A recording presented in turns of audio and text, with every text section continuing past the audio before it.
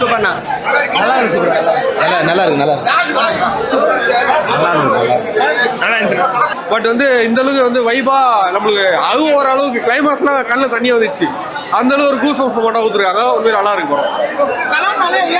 ஆமா ஆமா அந்த ஆடுகளும் சொன்னீங்கல்ல, அந்த தனுஷ் சேவல் சண்டை எப்படி இருந்ததோ அதே மாதிரி தான் இந்த கடா சண்டை இருக்குது.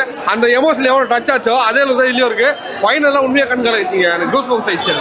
அங்கங்க ஃபாரின்ல இதோ விடுறான், கப்பலா விடுறான், விமானத்தை விடுறான், அவன் பனிக்காட்டிய பறக்க விடுறான், டிராகனா பறக்க விடுறான், எல்லாத்தையும் பறக்க விடுறான். இன்னும் நம்ம ஆளுங்க ஆடு மாடு கோழியை வச்சு சண்டை மூட்டி விடுறான், ஒரே ஆடை முட்டை விடுறான். இது எப்படி இருக்குது? வாட்சபிளான படம் தான்.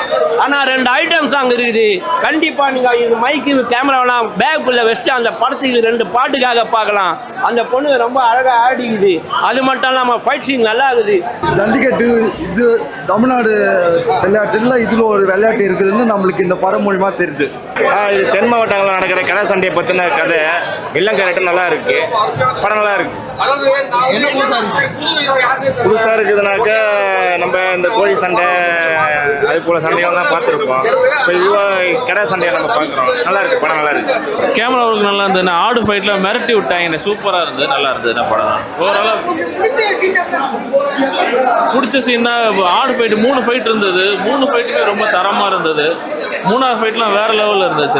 சரியான கூஸ் பம்ப்ஸ் மூமெண்ட் இருந்தது. எப்படி நம்ம ஜல்லிக்கட்டு இருக்குமோ அதே மாதிரி இது ஒரு நல்ல ஃபயர் மூமெண்ட்டாக இருந்தது. நல்லா இருந்தது. அவசரப்பட்டு இதையும் முடிவெடுத்து சண்டை போட்டுறக்கூடாது, யோசிச்சு செயல்பட சொல்லி கண்ணை மெசேஜ்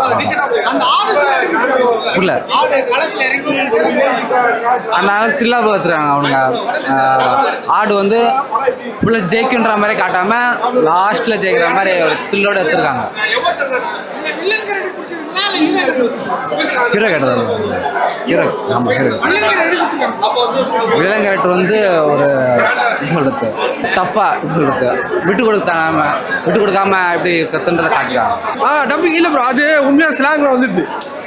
தமிழ் மதுரை தமிழ் பேசுகிற மாதிரி அதெல்லாம் வருது. அதெல்லாம் எந்த குறையுமே இல்லை. கரெக்டாக பண்ணிடுறாங்க. நம்ம ஊரில் படம் வர மாதிரி தான். இன்னும் ஊரெல்லாம் பிச்சுக்கோ. இங்கே சிட்டியை விட ஊர்லாம் பிச்சுக்கோ. எனக்கு யார் ஹீரோ யார் வில்லன் தெரியல. அண்ணன் தம்பிங்களா 2 பேரும் அப்படின்ற மாதிரி ஒரே மூஞ்சா இருக்குது. ஆனால் படம் பார்க்குற மாதிரி தான் இருக்குது. ஏன் சொல்கிறேன்னா இன்டர்வல் பிளாக்ஸ் சீக்கிரம் முடிச்சிருக்கலாமே, லென்த்தியாக இழுத்துட்டு போயிட்டா போல. கிளைமேக்ஸ் அப்படியே முடிச்சிருக்கலாமே, திரும்பி இழுத்துட்டு போயிட்டா போல. இந்த மாதிரி இழுத்துன்னு போகிறது தான் கொஞ்சம் கஷ்டமாக இருந்தது. ஆனால் இன்னும் நம்ம இந்த ஆடு மாடு கோழியை வச்சே சண்டை போட்டுனுக்குறோம். கேட்டால் தமிழ் சினிமா உலகத்தரத்தை நோக்கி போய் நிற்குதுன்னு சொல்கிறோம். பரவாயில்ல, எல்லாரும் ஒன் டைம் வாட்ஸ்அப்பில் போய் பாருங்க. கண்ணில் தண்ணி வந்துச்சு ப்ரோ. எனக்கு என்ன சும்மாலாம் வராது.